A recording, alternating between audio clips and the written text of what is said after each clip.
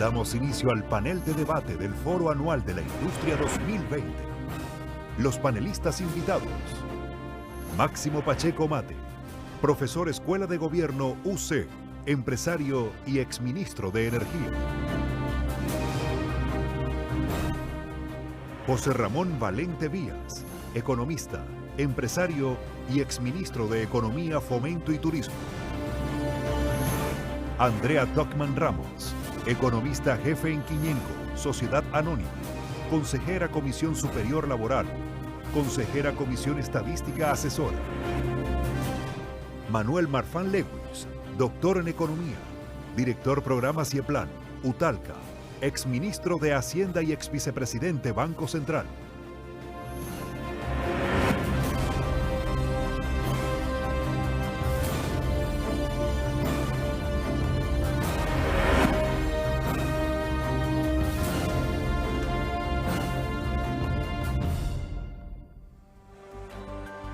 Vamos con este foro anual de ACIMED, el 20º ya. Hemos escuchado, lo decía antes, lo decía Luis Manuel, dos interesantes posturas. Ahora viene una etapa de conversación, de debate ante lo que viene, lo que estamos viviendo y cómo salimos también de esta crisis inédita que está afectando a nuestro país. Ya están presentados los panelistas. Muchas gracias por estar junto a nosotros. Muy buenos días a todos. Muy buenos días, Andrea. Hola, gracias por acompañarnos, Manuel, José Ramón, Máximo. Bueno, primero quiero partir con una pregunta bien rápido, con una argumentación también bien dinámica en torno al momento económico que estamos viviendo. ¿Tocamos piso con este 14,1 de contracción que hubo el segundo trimestre o ya se ve cierta recuperación, como lo plantea, por ejemplo, el expresidente del Banco Central, Rodrigo Vergara? Andrea. Si hay algo que hemos aprendido en este periodo de pandemia es que el escenario es extremadamente volátil e incierto. Entonces, proyectar hoy día esto como un piso es hacer ciencia ficción. Lo que tenemos que hacer es más bien abocarnos a que dentro de lo que nosotros podemos hacer, este sea lo más probable un piso. No es que queda garantizado, nosotros no vamos a inventar la vacuna, no vamos a asegurar que estemos libres de contagio y por lo tanto lo que tenemos que hacer es abocarnos a trabajar con la mejor información, la forma más responsable, con las ayudas de la sociedad civil y del Estado para ir avanzando hacia la mejora, pero no está garantizado y depende de nosotros. Manuel. El peor mes de los que hemos vivido hasta ahora desde un punto de vista estrictamente de la economía fue el mes de mayo a juzgar por lo que ha ocurrido en otras economías que tuvieron todo este ciclo antes que nosotros, es muy posible que ese sea el tope de fondo, lo cual significaría que Chile habría tenido alguna de las caídas más altas del mundo en realidad. Hacia adelante, sin embargo, yo creo que la recuperación está todavía, falta bastante, porque la principal causa son las restricciones sanitarias que impiden que la gente trabaje, los restaurantes, etcétera, el transporte. Y en la medida que eso se mantenga, significa que nos mantendremos en ese valle durante un tiempo, y si hay rebotes, ojalá que no se cometa el error de cuando los contagios se redujeron la tasa en algún momento y nos llamaron a la nueva normalidad, lo cual fue un error. Lo más probable es que estos rebotes van a ser solo esos rebotes, y eso significa de todas maneras que si fuera el caso, Chile terminaría el año con una tasa de crecimiento entre menos 9 y menos 10%, lo cual no es poco. No es poco, claro, y a ver si esos rebotes también conllevan un cierre, un confinamiento tan drástico como el que hemos vivido. José Ramón, ¿cuál es tu visión? Mira, el mundo nos está mostrando que los países que están ya saliendo, que van más adelante que nosotros, están teniendo rebotes importantes en su economía, están recuperándose rápidamente. Y en ese sentido no debería ser distinto en Chile. Es cierto que nosotros tenemos un nivel de incertidumbre política mayor producto de todo el calendario de 7 elecciones que tenemos en el próximo año y medio, pero debiéramos enfrentar un rebote porque llevamos una cantidad importante de tiempo en que la gente no ha comprado los bienes durables, no ha podido salir, no ha podido trabajar, etcétera, y por lo tanto debiéramos enfrentar un rebote importante. Si ocurre lo mismo que ha ocurrido en el resto del mundo, Chile debiera caer este año en torno al 6%, y tener una recuperación de en torno al 3 al 5% el próximo año, para recuperar los niveles de ingreso que tenía Chile, que el más alto fue el tercer trimestre del 2019, hacia fines del 2022. Ahora, eso tiene un nivel, como decía Andrea, de incertidumbre muy grande. Aquí va a pasar cuando abramos de nuevo la economía, cuando tengamos una vacuna, que probablemente va a ser durante el primer semestre del próximo año, de acuerdo a los avances que han tenido distintos laboratorios en el mundo. Va a pasar como en esas películas en las cuales primero está en la noche el campo de batalla, pero al día siguiente se muestra con un poquito de bruma lo que quedó post campo de batalla. Y eso no va a ser bonito. La verdad que esa imagen mental, ¿no es cierto?, de ese campo de batalla en el amanecer no es bonita. Con empresas empresas debilitadas, muchas empresas quebradas, con 20% de desempleo y con estructuras en el fondo que hay que reconstruir. Y eso va a ser un desafío gigantesco y mayor va a ser el desafío todavía, dado que nos estamos enfrentando a un calendario electoral y político bastante nutrido para el próximo año. Claro, ya hablamos de la forma de esa recuperación y cuáles son las nubes que hay dentro de este paisaje y dentro de esta bruma. Máximo, ¿cuál es su visión al respecto? No, yo creo que si algo hemos aprendido en esta pandemia es que los seres humanos tenemos que no solamente aprender a vivir con esta incertidumbre, sino que también a asumir con humildad que no sabemos todo. Y de repente, a mí por lo menos me llama la atención cuando de manera tan categórica, clara o preclara, hay gente que hace anuncios o determina cómo va a ser esto. Y yo creo estar en los que quiero y prefiero decir que tenemos que ser humildes, tenemos que estar preparados para convivir con esta incertidumbre y no hacer demasiados vaticinios, porque sorpresa nos da la vida nos da sorpresa. Y el virus es algo que la ciencia aún no conoce bien. El ser humano sabe muy poco del virus, basta leer el último número del Economist, la portada viene dedicada al virus. ¿Qué es lo que es el virus? No es una cosa, es un proceso que la mente humana todavía no termina de aquilatar y entender cómo funciona. Ahora, dentro de este desconocimiento que hay, lo que yo planteaba hace algunos segundos, ¿es posible con estos rebrotes o con un virus distinto que no conocemos volver a cerrar nuestra economía, que la economía mundial se cierre nuevamente a los niveles que hemos vivido? ¿Resiste nuestro país un confinamiento a tal punto? Yo creo que todo es posible. Coincido con Máximo en que de verdad no debiéramos tratar de predecir una cosa que no tenemos historia para predecir.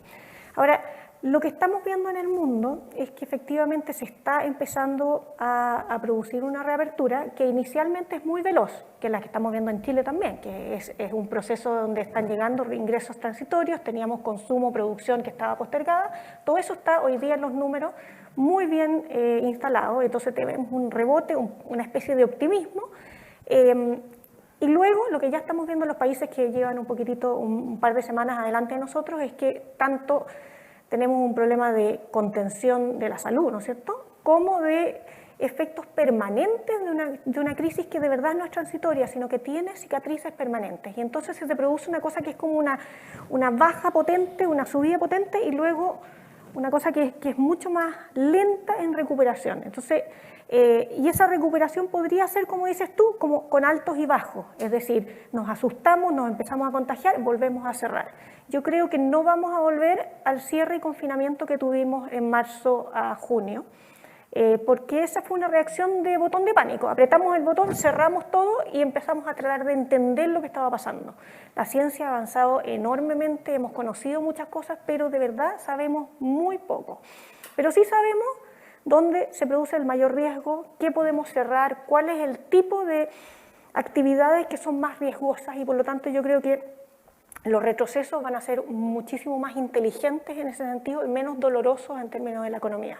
Aún así tenemos sectores que van a verse afectados profundamente y permanentemente y cegarnos a eso y no hacernos cargo de esa transformación estructural va a ser muy dañina para el crecimiento a largo plazo. Manuel, plantea usted una contracción de la economía este año mucho más potente, por ejemplo, la que planteaba José Ramón, 9-10%. Andrea describía una cierta forma en la recuperación. Al principio de esta crisis se hablaba de una recuperación en V, caída profunda, recuperación rápida. ¿Hay alguna letra hoy día que se asemeje a una posible recuperación ante el actual escenario?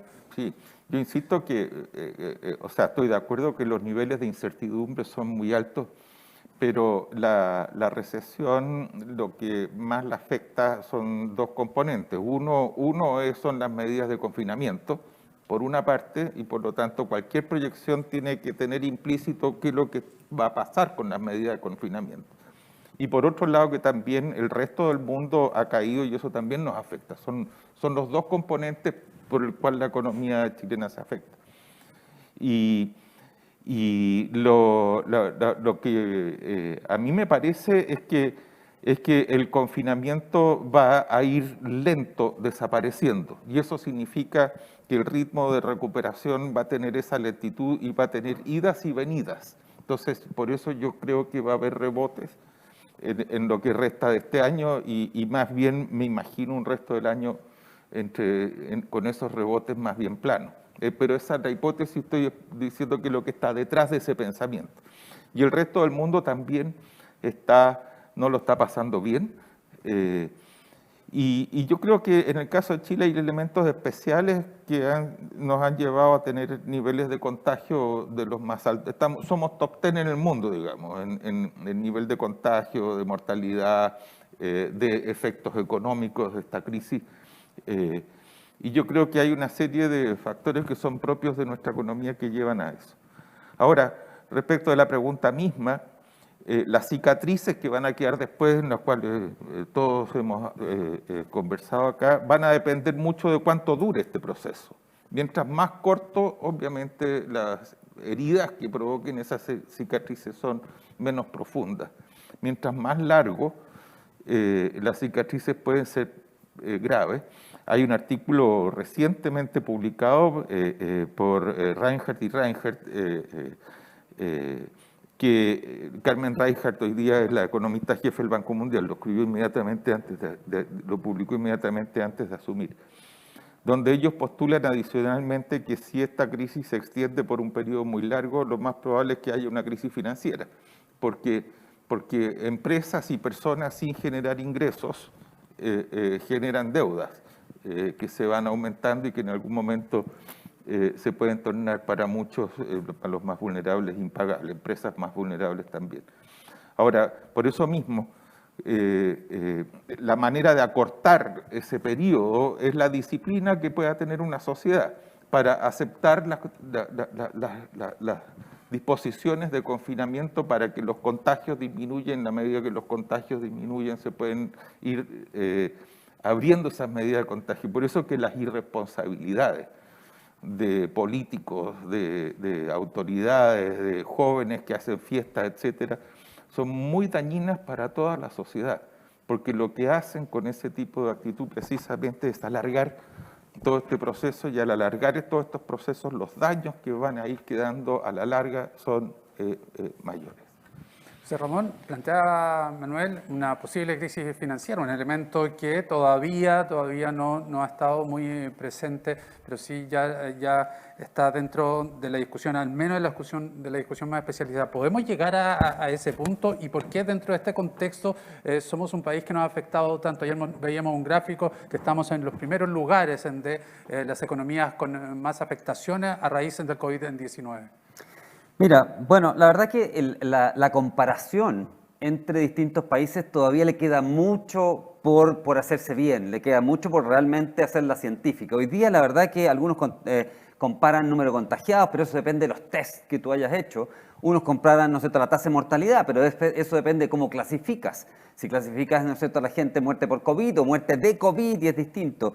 El Economist, la revista Economist que mencionaba Máximo, y el New York Times hacen una cosa distinta. Lo que hacen es decir, mira, a ver, ¿cuál es la cantidad de personas que se debió haber estadísticamente por probabilidades muerto en un país determinado? Y veamos el exceso, y ese es el exceso. Cuando miramos de esa forma, Chile no le ha ido tan mal, la verdad. Y lo otras comparaciones que se hacen también, lo mismo ocurre con Estados Unidos o con Brasil, que se escandaliza mucho respecto a eso, pero son Brasil con 200 millones de personas y Estados Unidos con 330 millones de personas. Obviamente tenemos que dividir por el número de habitantes del país para saber, digamos, qué tan mal lo han hecho esos países. Entonces, estas comparaciones están todavía muy sucias.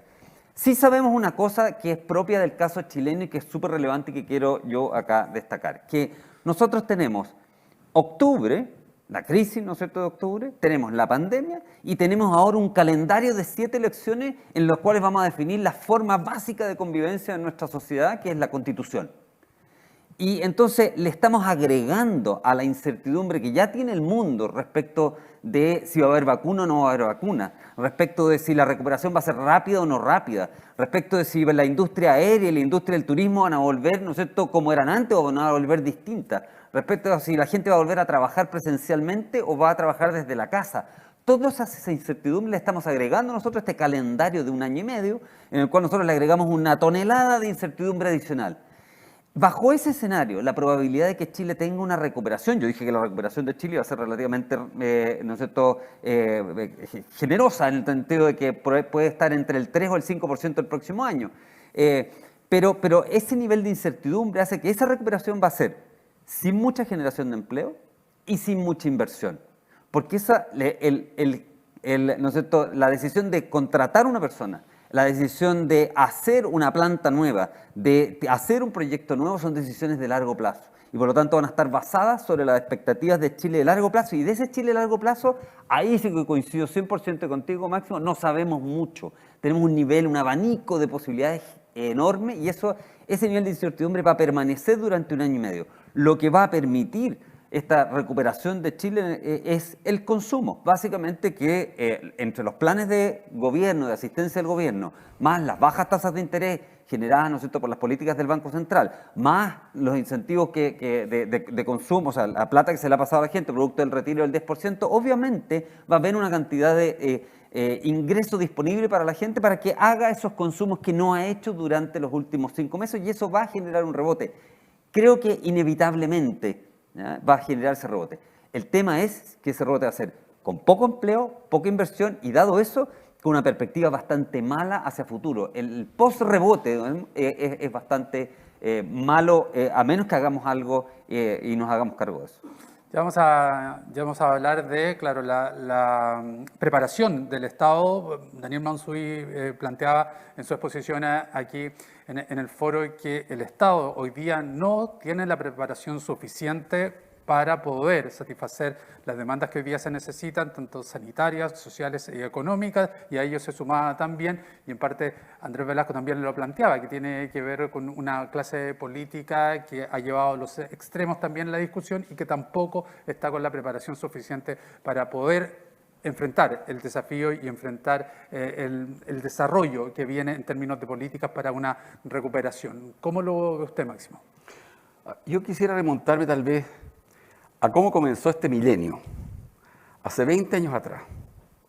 Hace 20 años atrás las ideas que dominaban era que había que tener un Estado pequeño, que había que tener mercados libres y que había que tener fronteras abiertas.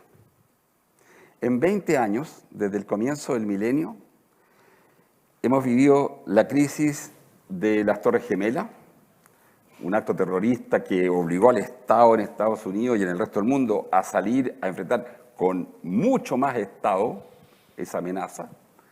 Luego vino la crisis subprime, donde lo que hizo Estados Unidos, y después lo siguieron los restos de los bancos centrales y Estados, fue regular los mercados.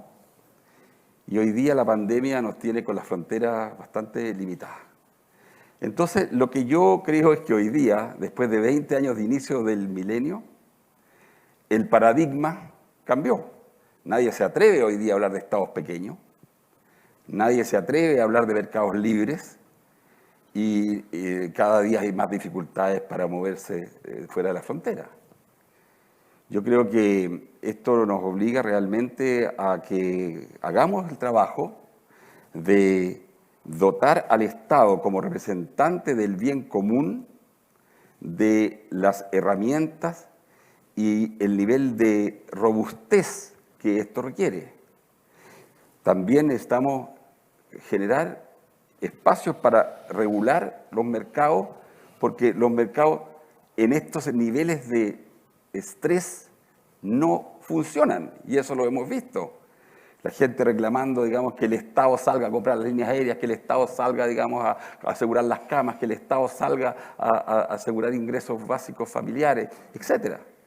Entonces, finalmente, digamos, lo que yo creo es que hoy día el paradigma con que comenzamos el milenio ya no es más el paradigma que vamos a vivir de aquí para adelante. Quiero hacerme cargo de algo que ha dicho José Ramón. Yo creo que menos mal que tenemos elecciones. Creo que es una tremenda, tremenda oportunidad para construir ciertos consensos que el país necesita, para construir ciertos acuerdos que el país necesita, y quiero y espero que lo hagamos consultando a la ciudadanía, y no como ha sido la tentación de varios regímenes en el mundo, en Europa, en Asia, de encerrarse en el autoritarismo y aplicar con todo el rigor la fuerza del Estado para de esa manera obligar a la gente a hacer lo que la gente no va a hacer.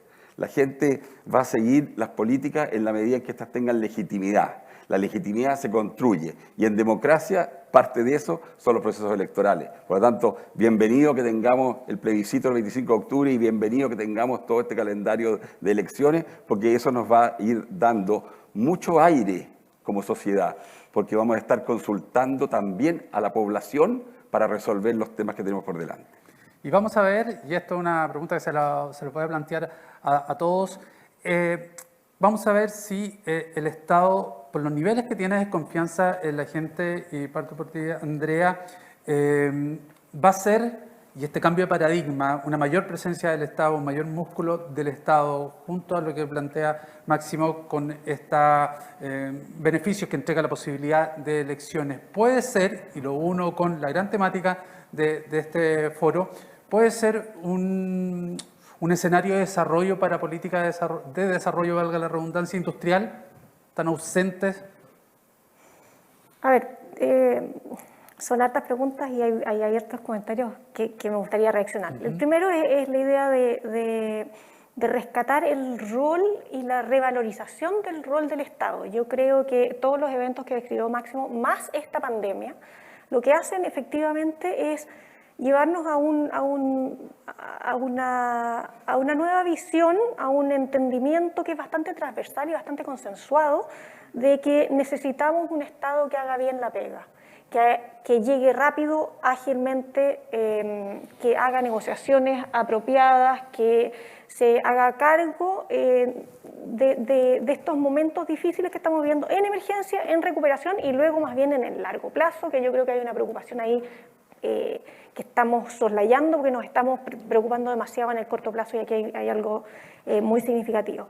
Esa revalorización del rol del Estado, ese monitoreo constante que está haciendo la ciudadanía en cada paso, en cada promesa, en cada forma que llega la ayuda a la familia, la innovación en los instrumentos que se han usado, el tamaño de intervención que se ha hecho, creo yo, son parte de algo que nos ha costado mucho hacer, que es un proceso de modernización del Estado, de eficiencia del Estado, de un Estado que resuelve fallas de mercado, como dice Máximo, pero que tiene que estar en extrema coordinación y colaboración con el resto de la sociedad. Es un Estado que no es impositorio, es un Estado que corrige fallas de mercado y que reconoce fallas del Estado, que son muchas también. Entonces no nos olvidemos de la segunda pata de este problema. Necesitamos acuerdos para avanzar en eso, y yo creo que la pandemia nos empuja un poquitito a que es necesario tener acuerdos. Si bien en la discusión política actual nos cuesta ver a aquellos que están encontrando mínimos comunes que estemos todos dispuestos a respetar, a valorar y a formar en parte de nuestra ruta hacia el nuevo desarrollo sustentable que tú nos estás hablando y que nos decía Andrés y Daniel. Y en ese proceso de ponernos de acuerdo, yo de verdad no veo otra salida que sentarnos con una buena disposición al proceso constituyente. Yo creo que tenemos que ojalá cambiar el switch y empezar a armar un proceso de discusión de cuál es la nueva hoja de ruta, donde incluimos muchas cosas, incluida el desarrollo productivo de segunda etapa, digamos, pero con mucho cuidado de no desinformar y de no vender algo que no estamos haciendo. Este es el inicio de un proceso de creación conjunta. La Constitución nueva no es la solución a todos los problemas, es ojalá un punto de partida a una nueva forma de ponernos de acuerdo. Entonces, estamos en un proceso que lo podemos ver como algo luminoso y que es difícil verlo de esa forma dado lo difícil del momento hoy día. Y por lo tanto, de nuevo vuelvo a mi primera sensación o mi primera respuesta, es que eso es gestionable. Tenemos que hacernos cargo de que está esa oportunidad, pero esa oportunidad no se va a dar por sí sola, sino que tenemos que hacer algo para llegar a ella. Respuesta larga, pero básicamente haciéndome cargo de el último punto que me preguntaste, que tiene que ver con el desarrollo productivo. Ese desarrollo productivo, como lo define Andrés, es un desarrollo productivo que es muy distinto a la política industrial que él llama y nos dice, tengamos claro de que no estamos hablando de los 60 y de los 70, pero que tenemos que, creo yo, ser súper conscientes que es una política industrial peligrosa y que está surgiendo en el resto del mundo en base a esta pandemia. Tenemos proteccionismo, tenemos intervenciones en las cadenas globales de producción justificadamente por algunas razones que uno podría pensar de competencia desleal o abastecimiento seguro, pero que al final del día usa los instrumentos inapropiados y que termina empobreciendo a la humanidad. Entonces yo sería súper cuidadosa cuando hablamos de la estrategia de desarrollo productivo, que yo sé no es exactamente lo que dice Andrés. De hecho, Andrés nos habla de cosas que son bastante horizontales y amplias, que no se subentienda ni que aliente las estrategias que hoy día en la práctica existen, no en los 60, hoy día existen y se aceleran a través de la pandemia y que son muy malas para todos. Sí. Varias gotas para armar el plato. Primero, yo creo que es posible cambiar el futuro. No hay un futuro inexorable que tengan los países pueden construir su futuro. Segundo, hace un año atrás, en agosto del año pasado, en la jornada que hizo ACIMED, precisamente me tocó participar, estaba también Máximo allí, y allí dijimos lo siguiente, dijimos, Chile culminó una etapa que es exitosa, pero no ha iniciado la etapa siguiente. Muchos países antes que nosotros vivieron esa coyuntura y lo lograron hacer. Esa etapa en Chile tiene un Estado que está construido para la etapa que termina, que es un país que tiene que convivir pobreza con crecimiento, y eso era lo que fue el Estado. La etapa siguiente es cuando hay una clase media mayoritaria, y hoy día el Estado no está construido para poder atender eso. Y hay una clase media que está abandonada. Lo dijimos en agosto del año pasado, antes de las movilizaciones. Ya tú estabas allí, Máximo. Además, el modelo de desarrollo productivo está directamente asociado con el cambio social, o sea, van de la mano, ¿no es cierto? También está agotado, hay que pensar nuevas cosas, nuevas políticas. Dijimos que esto le ha ocurrido a muchos países antes en la historia. Le ocurrió a Estados Unidos e Inglaterra a fines del siglo XIX, comienzo del siglo XX, a Francia también. Le ocurrió a los países nórdicos en medio de las dos guerras mundiales. Le ocurrió a Italia, Japón y otros países después de la Segunda Guerra Mundial. Corea del Sur, el último que llegó, lo hizo en plena etapa de inicios de la globalización en adelante. todos ellos lo hicieron en las condiciones históricas más difíciles. A los nórdicos les tocó con la Gran Depresión entre medio, guerras mundiales, economías del mundo cerradas, y todos en general tuvieron elementos que son propios de la historia que le tocó vivir, pero también elementos que son comunes a todos ellos y que son los que Chile no ha hecho. Entonces, no es que tengamos que reinventar la rueda, hay una serie de cosas que debemos aprender de esas otras experiencias.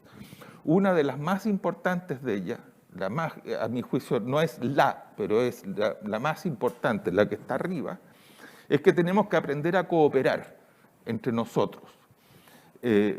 Al respecto digo lo siguiente, lo que nombró Andrés Velasco de las cadenas de valor, en realidad es que para construir un iPhone tienen que cooperar muchas empresas entre sí. En realidad es un cuerpo donde las empresas son como células para producir un bien. Y la única manera de entender es porque las empresas decidieron cooperar entre sí para hacerlo. Eso que es el Fordismo, una cosa que se inventó en la década de los 20, ¿no es cierto? Resulta que Chile es el país más atrasado lejos de la OCDE.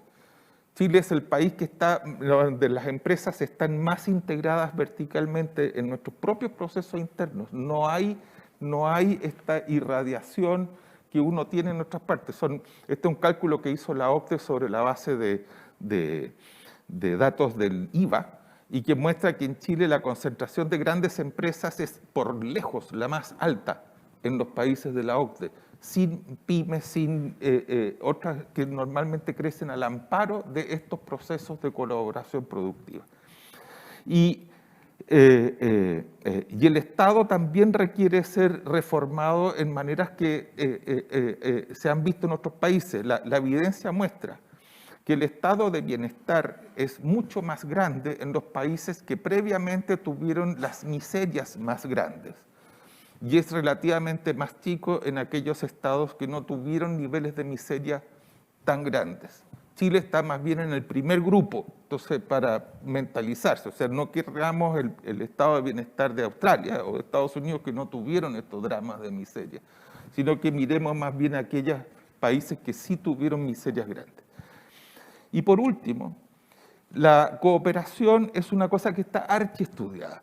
Parte con las cosas que elaboró John Nash, el loquito este de la película Una mente brillante, ¿no es cierto? Pero a partir de allí hay más de 11 premios Nobel de economía que lo han ganado estudiando el tema de la cooperación y la colaboración estratégica. O sea, porque si yo colaboro me van a explotar, o sea, resolviendo ese tipo de temas, ¿no es cierto? Es una manera, y la única manera de enfrentar construir cooperación y colaboración es con un Estado que se lo proponga. Es el Estado el abuenador, el facilitador de estos procesos.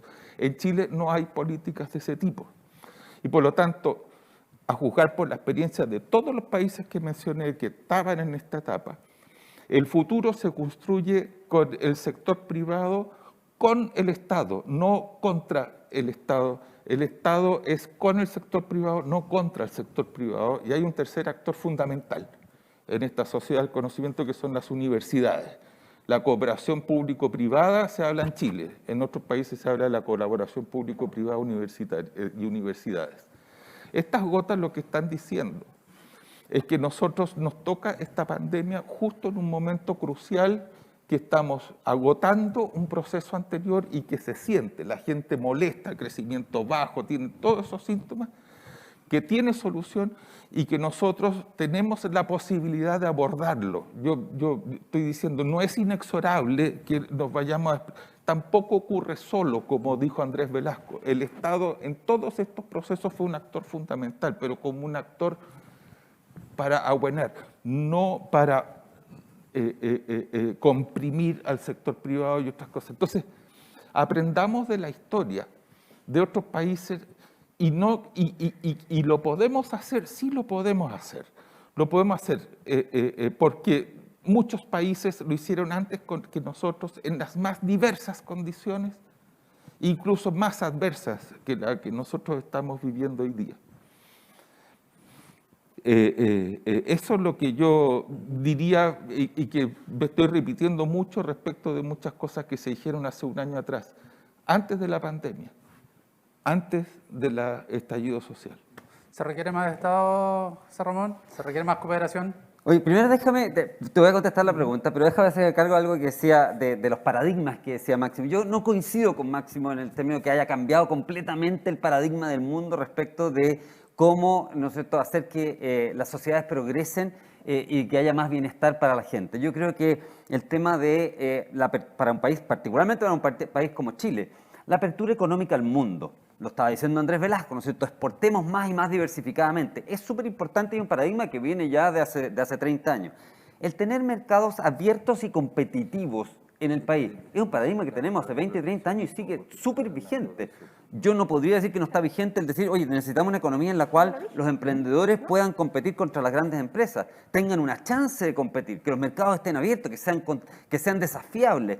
Y para eso, ¿no es cierto?, que tengamos una regulación que no proteja a las grandes empresas, de tal manera, ¿no es cierto?, que haya esa competencia. O sea, mercados abiertos y competitivos, una economía, ¿no es cierto?, que se proyecta al mundo con exportaciones, son temas que siguen tan vigentes hace 20 años y siguen súper vigentes ahora, y yo creo que post pandemia van a seguir vigentes también.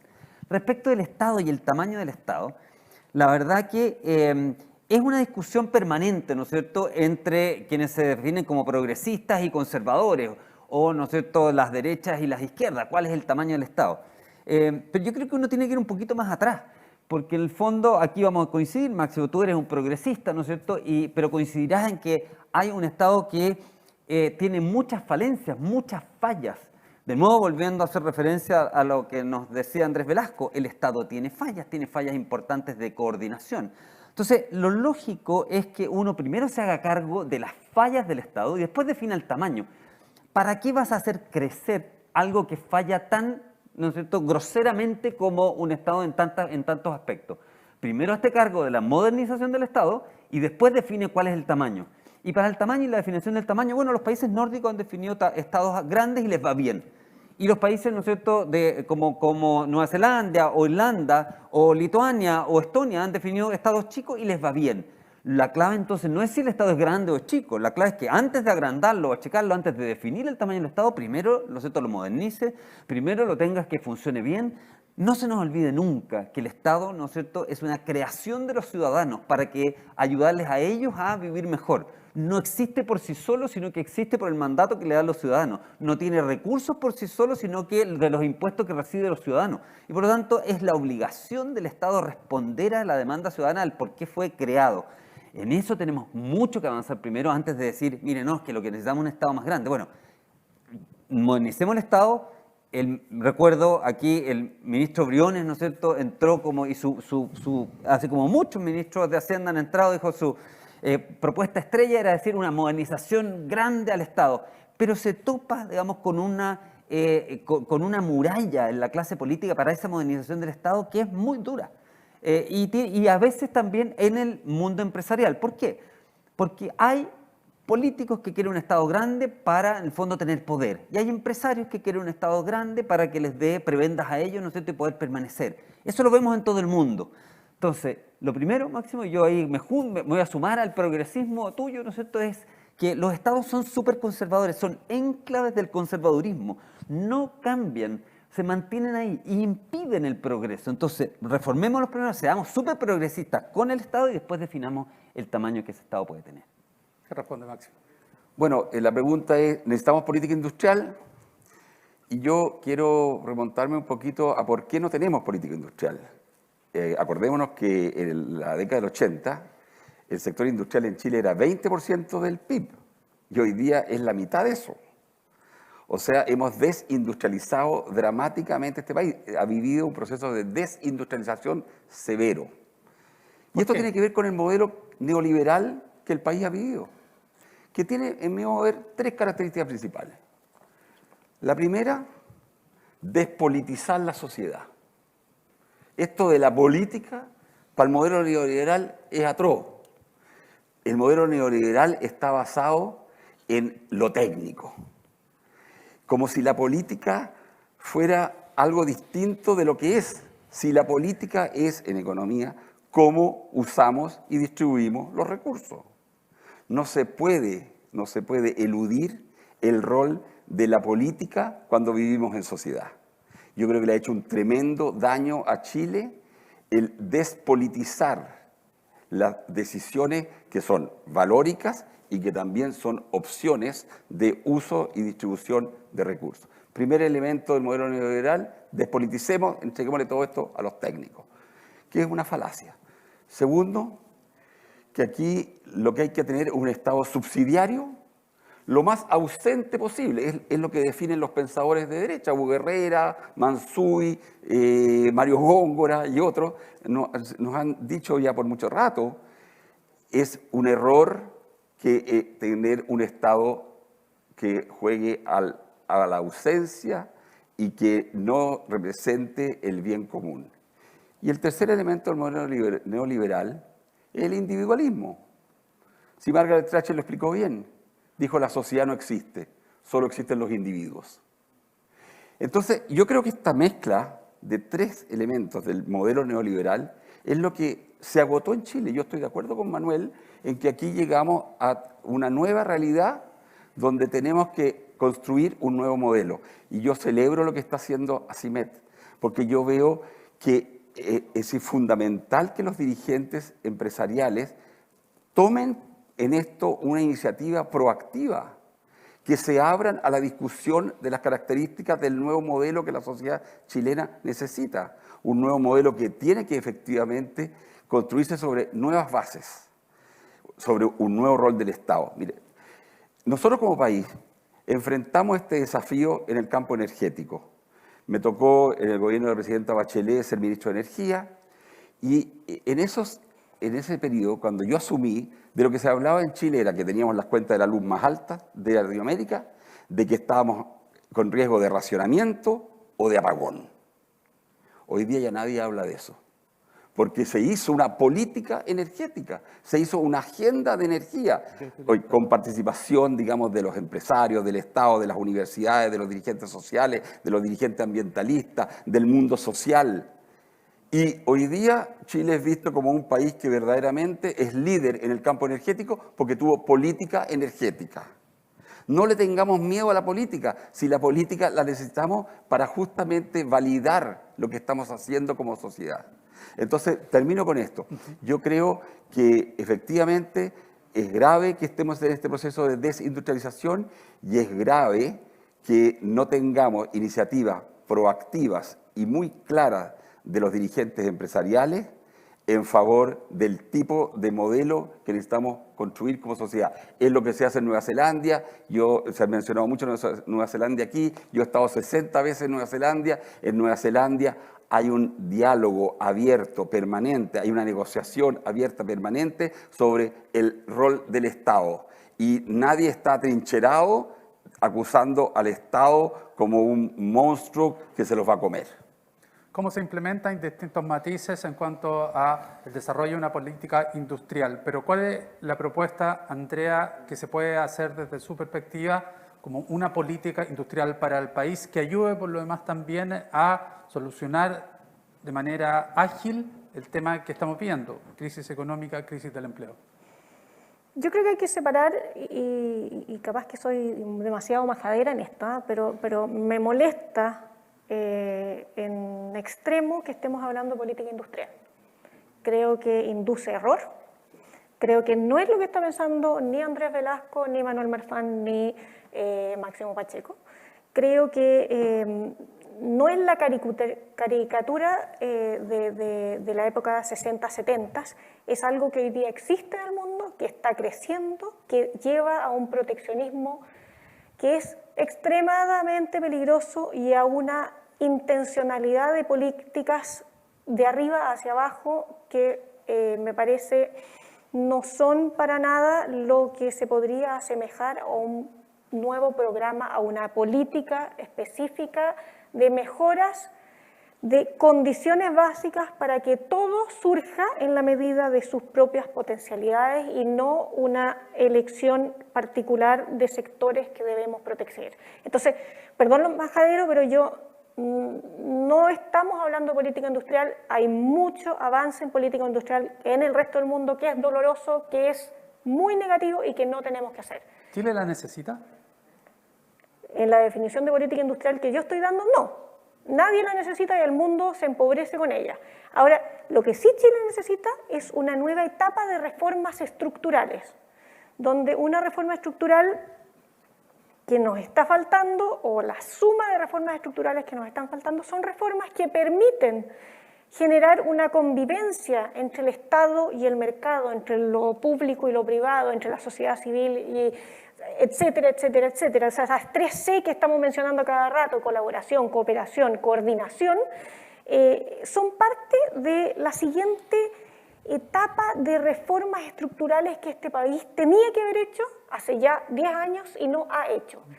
Nos dormimos en los laureles, hicimos grandes reformas centradas en mejoras institucionales muy significativas, la disciplina fiscal, la independencia monetaria, muchas enfocadas en cantidad, la cantidad de años de escolaridad obligatoria, el número de atenciones en salud, el número de viviendas sociales, aunque estén escondidas en la periferia. Entonces, hicimos una gran reforma de cantidad, reformas que el Banco Mundial llamaba de primera generación, que nos llevaron a un nivel de crecimiento tendencial muy significativo, que nos ganaron el apodo del jaguar de Latinoamérica, y que después nos quedamos dormidos. Necesitábamos seguir actualizando este proceso, creo yo, y ahí estoy en desacuerdo con Máximo, es que nosotros no tenemos un modelo de desarrollo que se acabó.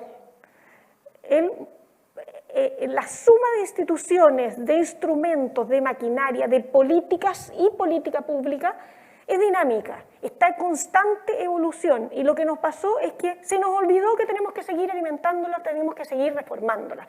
Esta pandemia y la desaceleración que venimos viendo en el progreso de las personas bastante antes del estallido social, bastante antes de eso, tiene que ver con que nos olvidamos de hacer la segunda pata de reformas que son mucho más difíciles de hacer, que están mucho más centradas en calidad que en cantidad, en relaciones que son de colaboración y no de antagonismo, en una política que es mejor, que busca el bien común y que se aparta de intereses egoístas, y en un desarrollo productivo que es efectivamente diversificador, resiliente, pero que lo que hace es buscar condiciones mejores para todo el mundo, con los bienes públicos, con un objetivo de desarrollo completo, pero no proteccionismo en ningún caso. ¿Nos olvidamos de hacer esa parte de la reforma o se necesita desarrollo industrial? ¿Cuál es su propuesta, Manuel? Lo que pasa es que yo creo que estamos poniendo el mismo nombre a dos cosas que son muy distintas. Política industrial se entendía hace algunas décadas atrás como elegir a ciertos sectores ganadores y apostar por ellos. Y apostar por ellos significaba darle subsidios, prohibir las importaciones de productos similares, etcétera. Y yo creo que eso es algo que en su momento se habrá justificado, pero nadie está hablando de ese tipo de políticas hoy día, que yo creo que es lo que está señalando Andrea. Lo que ocurre es que el Estado, cuando participa activamente en procesos de fomento productivo, en el lenguaje moderno se llama política industrial. Industria, en inglés, industry, se refiere no solo a la industria manufacturera, sino que se refiere, ahí está la industria bancaria, la industria de servicios, es un nombre más genérico. Y en estos temas hay un tema de actitud. Yo hablaba de la cooperación, que es muy importante, y quiero dar algunos ejemplos para saber de qué es lo que estoy hablando. En Japón, el MITI, que es el Ministerio de Industria y Comercio, pero es una leyenda, ¿no es cierto?, un día convocó en la década de fines de los 60, comienzos de los 70, a todas las empresas que hacían productos electrónicos, Toshiba, Sony, Sanyo, Pioneer, el Panasonic, todas las japonesas, las juntó y dijo, mire, ¿por qué no se ponen de acuerdo y hacen que en la investigación tecnológica y desarrollo pónganse de acuerdo para hacer una sola? Porque todos se benefician de hacer una sola para hacer las cosas más bajas, más angostas y más cortas, ¿ya? y los puso de acuerdo. Y resulta que eso hicieron. Y Japón terminó dominando los mercados de microcomponentes del mundo en los 70 y en los 80, pero barrió. Ese llamado del Estado a que las empresas cooperen entre sí en algunas cosas y compitan en el resto, en ese ejemplo particular, es un caso clásico del Estado interviniendo en procesos de fomento productivo. En Chile, lo que mencionaba Máximo, ¿no es cierto? Estábamos en la antesala de una crisis energética y se superó, pero se superó en un esfuerzo que se hizo con la larga numeración que hizo. Si el Estado no hubiera estado presente allí, ¿se habría podido hacer eso, Máximo? Definitivamente no. Imposible. Entonces, superamos esa crisis energética porque el Estado es el que tiene que convocar a estos procesos que van desde pueblos originarios, en el caso de ONGs ambientalistas, de universidades, de empresas, empresas rivales, porque las hidroeléctricas y la agricultura siempre fueron rivales para el uso del agua y hoy día cooperan. Entonces, son cosas que se pueden hacer. Y en Chile existen algunos brotes de eso, pero no gracias al Estado. El año pasado hubo un paro de trabajadores eventuales en el puerto de Valparaíso. Y cuando la empresa portuaria negoció, con un cuento largo que no voy a contar los detalles, pero al final, cuando negoció mirando los intereses de toda la cadena productiva de la fruta, porque estaban en temporada de exportación de fruta. Eso es jugar colaborativo, porque si podría haber negociado mirando solamente los intereses de la empresa portuaria. Y eso es porque la cadena productiva se organizó para que así fuera. Es la única cadena de valor moderna que existe en Chile, por lo demás. Hace pocos años atrás vino una empresa de Dinamarca a fabricar contenedores a Chile. Y había una serie de razones por qué fabricarlo en Chile era maravilloso. Porque el gran exportador de frutas, se construyen acá, salen y después los contenedores siguen en el resto del mundo. Y no funcionó. ¿Por qué? Porque en Dinamarca es normal y natural que cuando uno tiene esa iniciativa, todos los demás cooperen en resultar. Pero aquí las siderurgias no quisieron fabricar el acero. Los trabajadores pidieron las condiciones de trabajo de Dinamarca para trabajar en la empresa danesa. El Estado nunca convocó a abuenar a las partes, sino que no hizo nada, que es la falla más grave de todas, a mi juicio, porque estos típicos son, finalmente la empresa se fue. Entonces, estas formas de producción moderna requieren la participación del Estado. Requieren la participación del Estado porque el Estado presente en una negociación entre rivales da garantías de que las promesas que se hacen hay un testigo, hay un actor importante, ¿no es cierto?, que las va a hacer cumplir, hace casi como de un aval en estas cosas. Entonces, esta forma de participación activa que tiene el Estado, que la tiene también en estos consejos de innovación tecnológica que las mencionaba Andrés Velasco, que existen en todas partes del mundo y en Chile no, en todos los países exitosos y en Chile no. ¿Ya? Son elementos en que el Estado provee de infraestructura, provee de los elementos para que se trabajen unidos de las más diversas áreas en procesos que al final todos ganan. En Chile todavía tenemos la práctica de que cada uno se rasca con sus propias uñas. Y eso es una cosa que es propia de la naturaleza humana, porque así eran los noruegos hace 100 años atrás. Así eran en Inglaterra en la época de Oliver Twist. Miseria, empresarios del viejo capitalismo que arrasaba con todo. Así era Italia y así eran los otros. Y son procesos que fueron empujados desde un Estado que entendió que formaba parte de su rol el poder aunar, el poder no unir, porque la unidad no existe, porque son muy distintos, sino que inducir prácticas de cooperación en la cual al final todos ganan y sí que los unos se exploten a los otros, que es el gran temor que se tiene y es el origen de la desconfianza. Y eso lo ilustré con ese ejemplo nomás, pero hay muchas otras áreas en que el Estado la política del Estado hacia las universidades, por ejemplo, es una política industrial y de fomento productivo. En Chile todavía la visión del siglo XX de que las universidades fabrican profesionales por un lado y por otro lado publican las investigaciones para publicar trabajos en revistas especializadas. Ese concepto de universidad no existe en los países modernos. O sea, no es solo eso, eso también lo hacen las buenas universidades, pero me refiero que las universidades tienen que insertarse en la sociedad en la que viven, no son torres de marfil. Y esto no es un tema que se le deja al ministro de Educación.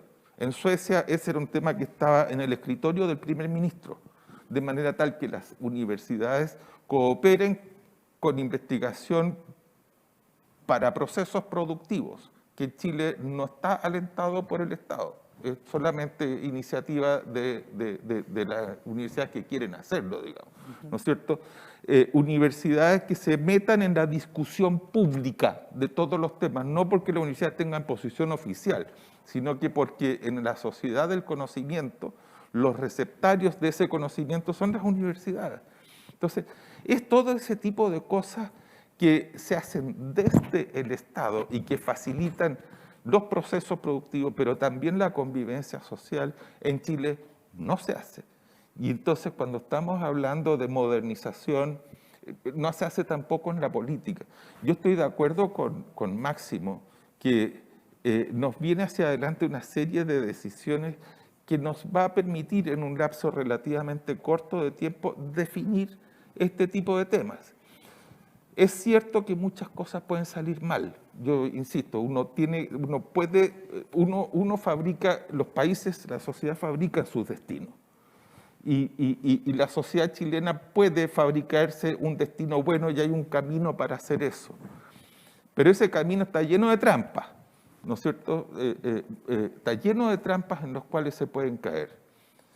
Pero al menos lo que yo creo que hay que hacer es lo que yo voy a hacer, es que voy a hacer todo lo posible, todo lo que esté a mi alcance, para participar en esas discusiones de manera que aporte en lo que pueda a que el camino que sigamos sea el camino que lleve a que la actual generación joven pueda cumplir la misma promesa que pudo nuestra generación.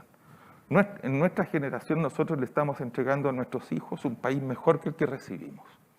Digan lo que digan, mucho mejor. Y yo espero que los jóvenes actuales cumplan ese mismo rol y que le puedan entregar a sus propios hijos un país mucho mejor que lo que es hoy día.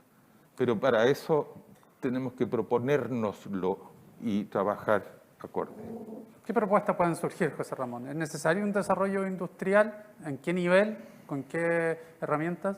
Mira, déjame partir diciendo de que, y volviendo a algo que dije antes, que no le gustó mucho a Máximo, pero que lo repito, ¿no es cierto?, que es que no le gustó en el sentido que él fijó posición respecto al tema, es Chile enfrenta un nivel de incertidumbre grande en los próximos 2 años.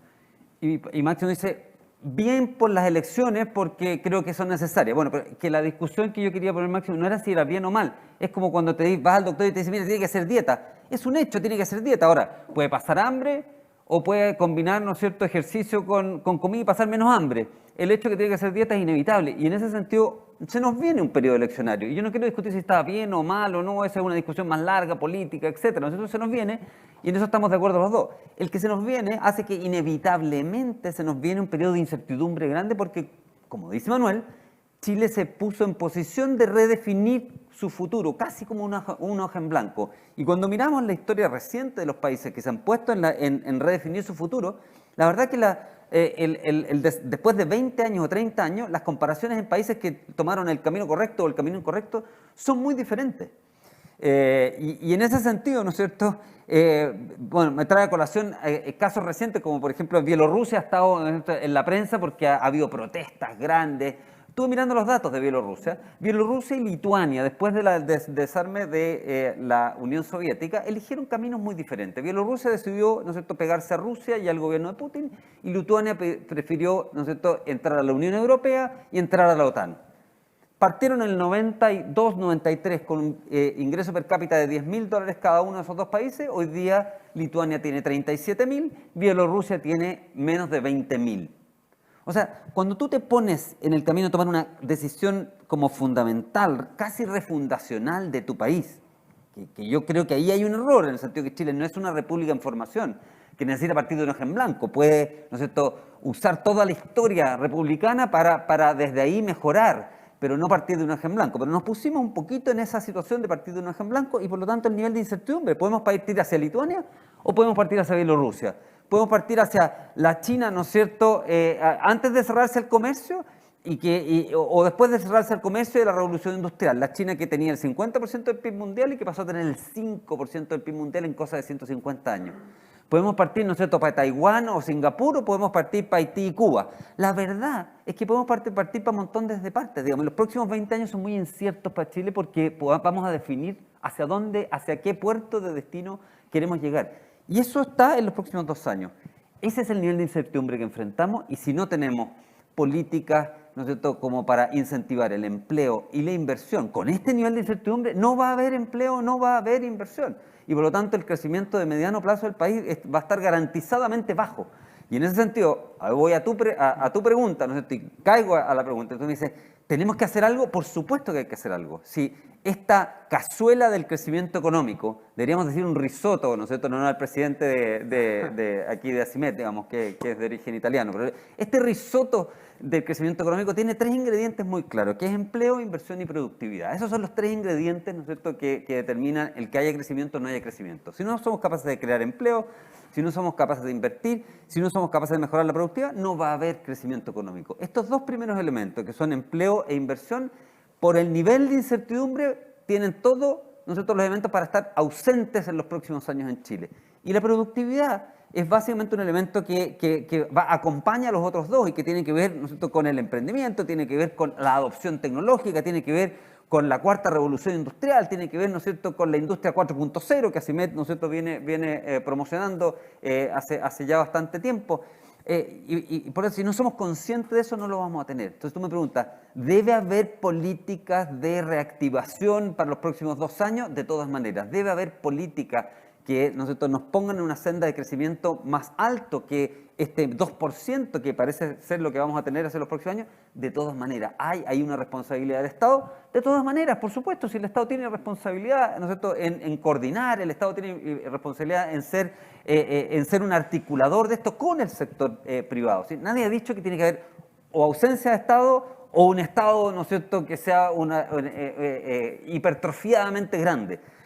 Tiene que haber un Estado que coopere con los ciudadanos, con el sector privado para el desarrollo del país. Entonces, políticas específicas, el gobierno algo ya ha dicho y hecho de esto, lo tiene proyectos en el Congreso, pero políticas por empleo, que den subsidios directamente a la recontratación, porque vamos a salir de esta pandemia con más de 20% de desempleo. En el tema de inversión, producto de la incertidumbre, producto de la reconversión industrial que se necesita a mayores tecnologías, sería bastante deseable, ¿no es cierto?, que hubieran políticas específicas, como por ejemplo políticas de depreciación acelerada, participación, que el Estado entienda que de la riqueza que no existe no puede cobrar impuestos. Y por lo tanto, si fomenta la creación de riqueza, puede cobrar más impuestos. Y dado eso, a lo mejor, ¿no es cierto?, puede decir, ¿sabe qué más? Puede hacer un arreglo con el cual yo al principio no cobro tantos impuestos, es la riqueza nueva. Y eso puede ser depreciaciones súper aceleradas o incluso, ¿no es cierto?, de más de 100%. Tenemos que redefinir también nuestro marco en términos de, cuando hacemos políticas de fomento para la reconversión tecnológica de las empresas y lo hacemos mucho para las pymes. Bueno, ¿cuál es el tamaño de esa pyme en realidad? ¿Es 50.000 UF de ventas, 75.000 UF de ventas, 100.000 UF de ventas, que es lo que está definido hoy día? ¿O en realidad podemos avanzar un poco más porque necesitamos la reconversión de las empresas que son un poquito más grandes también, que no son estas mega empresas que se cuidan solas, pero sí tenemos, ¿no es cierto?, otras empresas que a lo mejor sí necesitan esos apoyos? Entonces, definitivamente, solo para resumir, se necesitan los apoyos, definitivamente se necesita apoyar estos ingredientes para este risotto, se necesitan particularmente porque vamos a enfrentar en los próximos 2 años un nivel de incertidumbre, yo diría, sin precedentes en la historia moderna de nuestro país. ¿Y el desarrollo industrial máximo dentro de estos planes de reactivación, qué rol juega? Mira, yo quiero partir haciendo 2 comentarios positivos. Primero, el que ACIMED esté impulsando esta discusión, el nuevo rol del Estado y de qué manera se posicionan los empresarios en esta discusión. No en la trinchera, Chile es una sociedad capitalista, pero claramente hay distintos tipos de capitalismo y el modelo que ha funcionado en Chile es un modelo que está agotado y que es importante que los empresarios tengan un rol proactivo en esa discusión y ACIMED lo está haciendo. Y lo segundo positivo es que cada uno tiene posiciones distintas acá, digamos, y nos hemos escuchado, no nos hemos interrumpido, no es esos debates que de repente uno ve en la televisión donde ya no sabe ni siquiera de qué está hablando el otro porque están todos hablando simultáneamente. Aquí nos hemos escuchado. Dicho eso, quiero decir que el mercado es ciego respecto de muchas cosas. Primero, es ciego respecto de la desigualdad. Y al mercado esa cuestión no le importa. A la sociedad le importa y muchísimo. A la gente en Chile le importa y muchísimo la desigualdad y la concentración de la propiedad. Es labor entonces del Estado enfrentar los niveles de concentración de la propiedad para justamente poder desarrollar base empresarial, para justamente poder permitir que diversos actores participen de este juego, porque el mercado lo que hace es concentrar. Segundo, el Estado es ciego respecto al medio ambiente. El mercado no tiene externalidades sobre el medio ambiente que evidentemente es de responsabilidad del Estado cuidar que no se produzca. Los niveles de falta de innovación que tiene nuestra sociedad son altísimos. Es algo crónico. Esto ya lo habló también Mario Góngora en su momento, diciendo Chile es una sociedad poco innovadora. Lo dijo Andrés Velasco, lo dijimos cómo tenemos una complejidad económica, digamos, muy reducida, necesitamos otras actividades.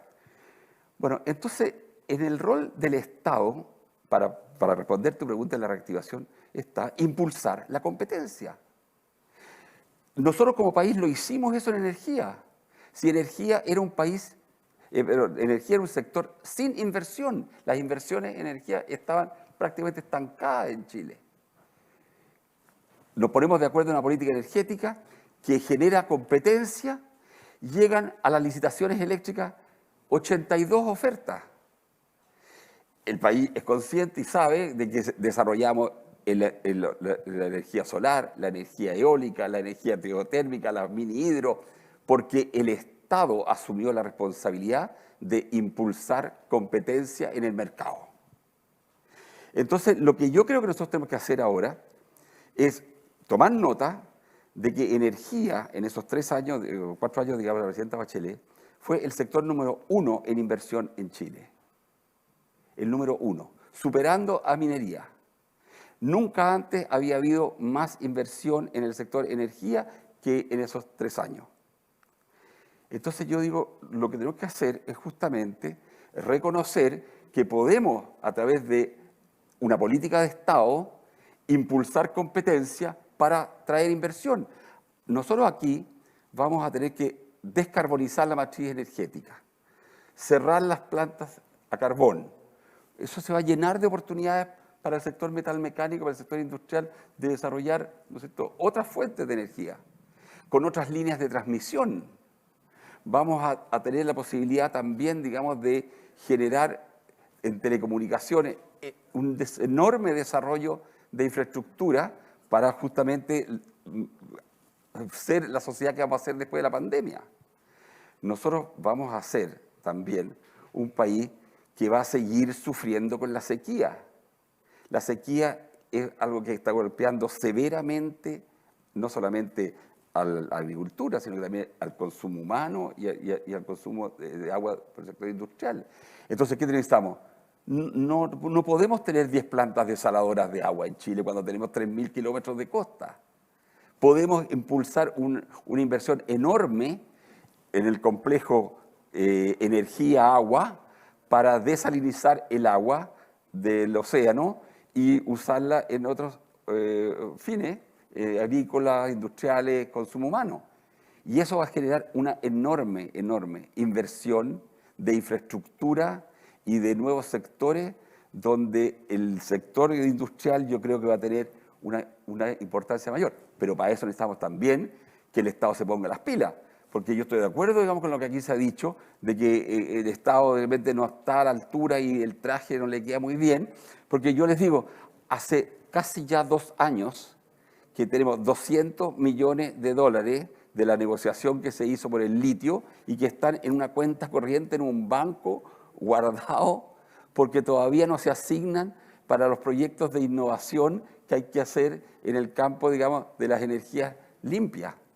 Entonces, esa plata que está en la Corfo y que el director de la Corfo, el jefe de la Corfo, el vicepresidente de la Corfo, Terraza, digamos, ha señalado que sí, que lo iban a adjudicar en diciembre pasado y después que lo iban a adjudicar en marzo y después lo iban a adjudicar en julio y ahora ya estamos en agosto y 200 millones de dólares que se podrían estar usando en proyectos de innovación, planes pilotos, para ir probando cuestiones como el hidrógeno verde y como otros proyectos que son extraordinariamente importantes y que van a generar complejidad, la complejidad económica de la cual nos habló Andrés Velasco en su presentación. Perfecto. Yo creo que es fundamental que Chile deje de ser el país desde el punto de vista económico oligopólico, colusivo, que retrató Mario Góngora.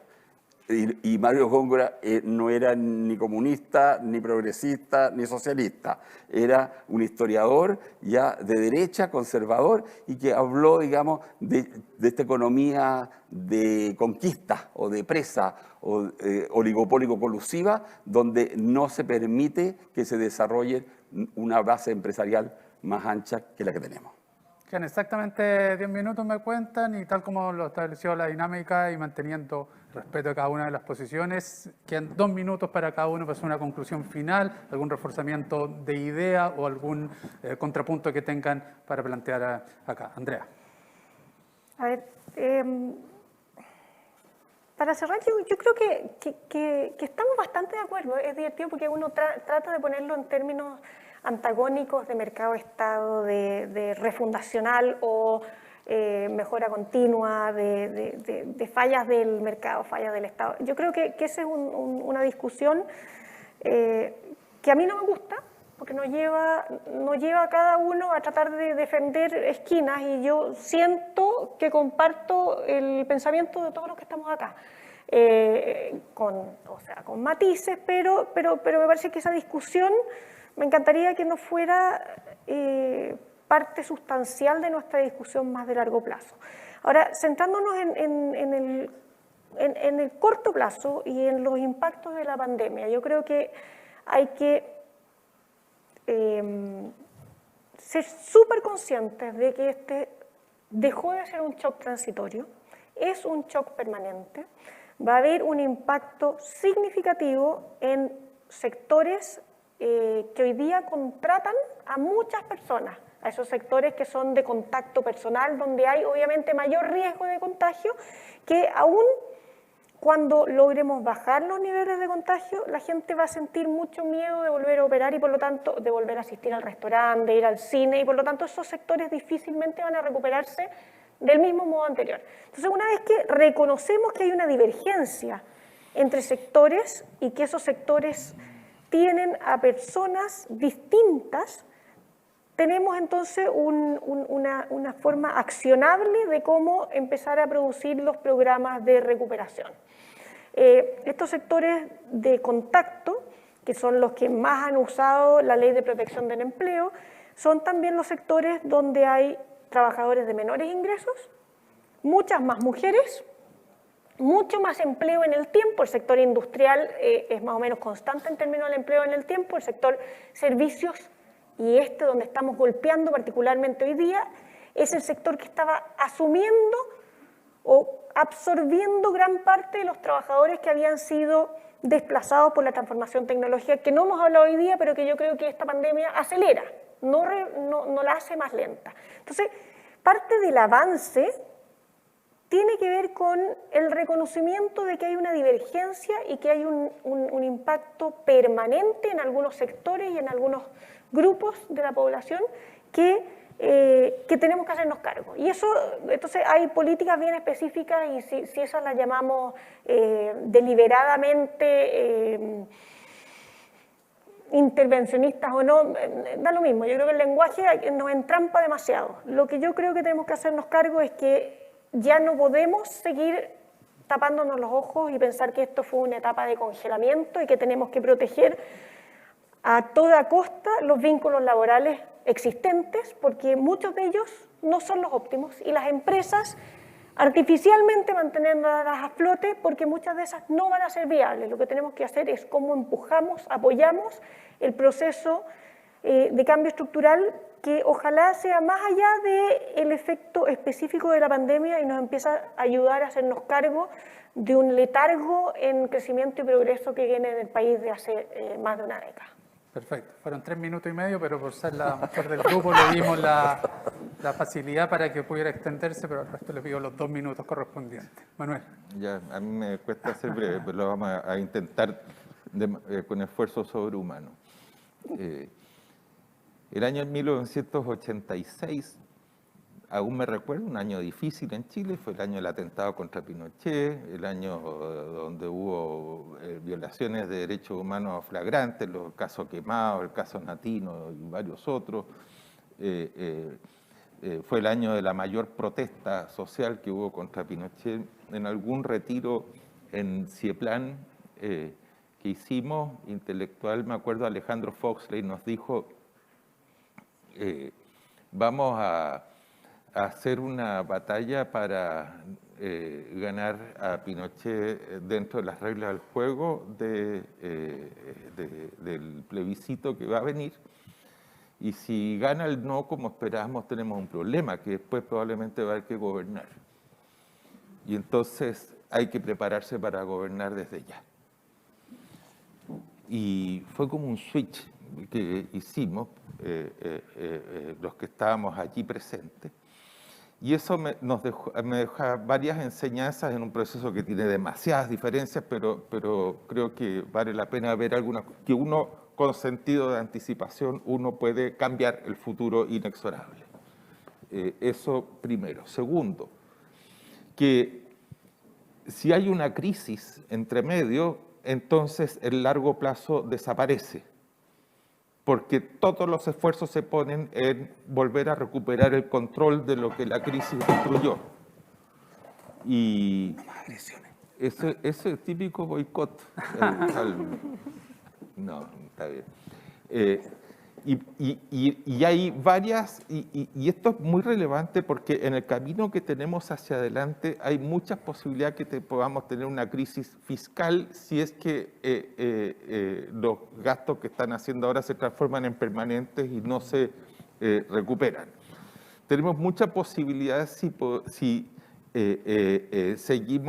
tenemos una crisis política, si es que la clase política no se pone las pilas para estar a la altura de las circunstancias.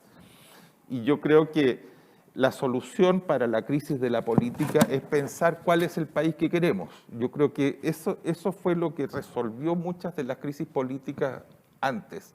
Y hoy día lo que falta, porque no sabemos, nadie puede explicarme cuál es el país que quiere las distintas posiciones que hay. Todos son las discusiones de ahora.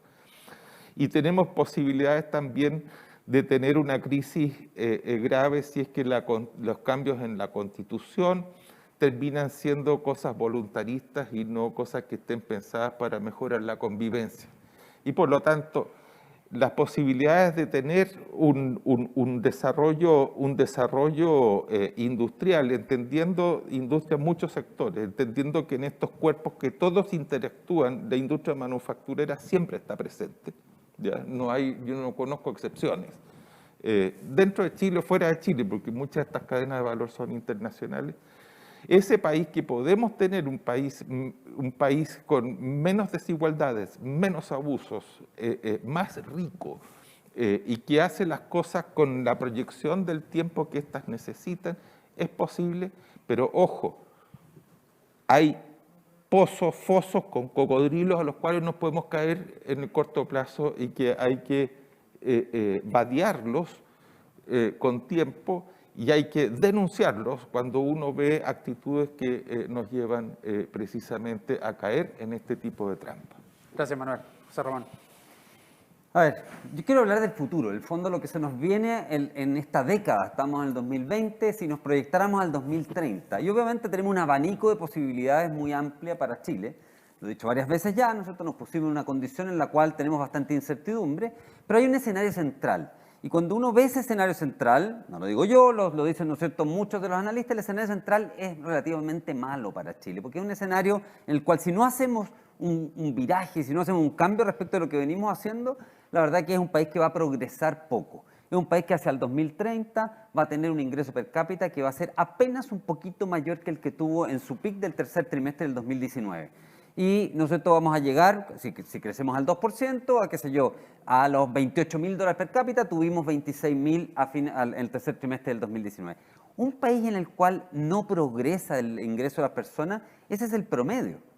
Ese es un país en el cual algunos progresan y otros no progresan, otros, ¿no es cierto?, retroceden. Entonces, cuando hay un país en el cual algunos progresan y otros retroceden, que es lo que ocurre cuando la media es casi cero, digamos, de progreso, entonces esos que retroceden, que puede ser un porcentaje alto de la población, básicamente tienen todo el incentivo de tirar el mantel. Y tenemos, por lo tanto, crisis sociales, crisis políticas, desencuentro, violencia. Entonces, el panorama que se nos viene hacia adelante en Chile, en el escenario central, digo, es un país relativamente triste.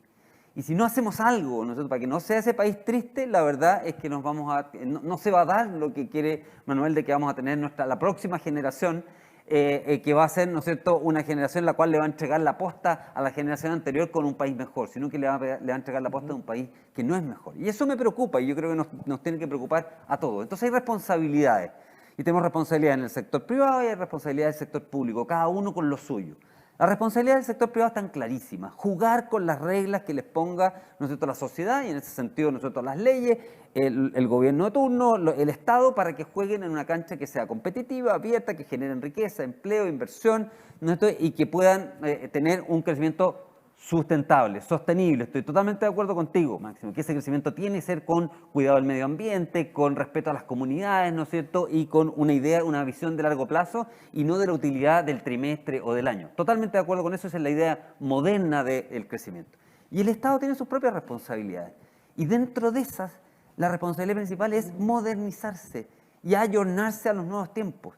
Si la sociedad no aguanta más un Estado, ¿no es cierto?, que sea totalmente conservador, que haga siempre lo mismo de la misma manera, ¿no es cierto?, que lo hacía desde el siglo XIX, y que no dé respuesta a las necesidades que tiene, ¿no es cierto?, el siglo XXI. Y en eso, una de las principales fallas del Estado, también, ¿no es cierto?, descrita en la Universidad de Harvard por el mismo profesor Hausman que mencionaba Andrés Velasco, es la coordinación dentro de las instituciones del Estado. El Estado, todos hemos estado, ¿no es cierto?, en posiciones de ministros. Andrea todavía no, pero va a estar, digamos, entonces, pero el Estado funciona como silos, como departamentos de estanco, no se juntan, y ahí hay una labor enorme que hacer, ¿no es cierto?, de coordinación interministerial. A mí me tocó liderar desde el Ministerio de Economía algo de eso, con la creación de instituciones como GPS y Open que se crearon dentro del Ministerio de Economía, que su principal labor es mejorar esa coordinación en pos de lograr más inversión y más productividad. Más instituciones como esa, que son instituciones de muy bajo costo pero que pueden tener alto impacto, son muy necesarias en el Estado chileno, y muchas otras reformas más son muy necesarias en el Estado chileno. Entonces, cada uno a lo suyo, ¿no es cierto?, pastelero tus pasteles, sector privado a generar crecimiento sostenible sobre las bases de las reglas del juego, el Estado a modernizarse. ¿Qué impide y qué ha impedido, y este es un llamado de atención, la modernización del Estado hasta ahora? Lo ha impedido principalmente la política, los políticos y particularmente el Congreso. Hay ahí, ¿no es cierto?, una ganas de aferrarse al status quo del Estado, ¿no es cierto?, por los beneficios particulares y pequeños que están sacando distintos, ¿no es cierto?, sectores de la política que impiden que se produzca esa reforma. Y por lo tanto, como ciudadanos tenemos la obligación de enrostrarle eso a la política para decir, ¿sabe qué más? Suelte al Estado de tal manera que se permita modificarse. Y solamente termino con esto, un ejemplo de lo que estoy diciendo para que no parezca como que una crítica así general. En Chile, la mayor parte de los programas sociales están muy mal evaluados. La razón por la cual esos programas sociales que están año tras año mal evaluados no se reforman, no se cortan, no se rediseñan, es porque tienen padrinos políticos esos programas. Digamos con todas sus letras, tienen padrinos políticos. Entonces, cuando va el ministro de Hacienda y dice, oiga, quiero cortar este programa para cambiarlo por otro mejor. No, es que sabe que ese programa me ayuda a mí en esta zona y en esta otra, así que no.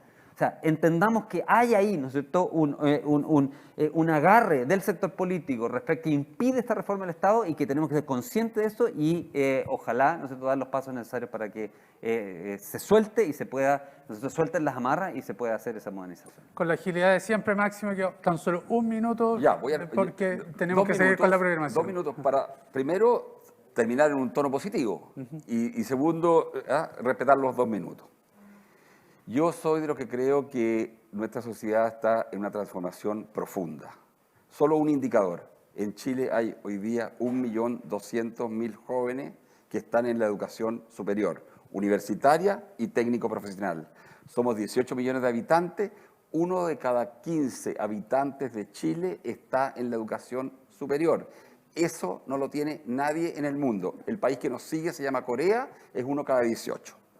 Entonces quiero decirles que este país nuevo, este país distinto, este país que se ha transformado, es un país que necesita un empresariado que no se atrinchere, que no se sienta acorralado por estos movimientos telúricos sociales de los cuales hablaba Mario Góngora, sino que se ponga rápidamente en acción con iniciativas proactivas que generen un ambiente distinto del modelo que el que tenemos. Es lo que yo llamo lo que hizo Nixon cuando visitó China. No había relaciones, no había conversaciones y generó con su iniciativa un cuadro que cambió la geopolítica.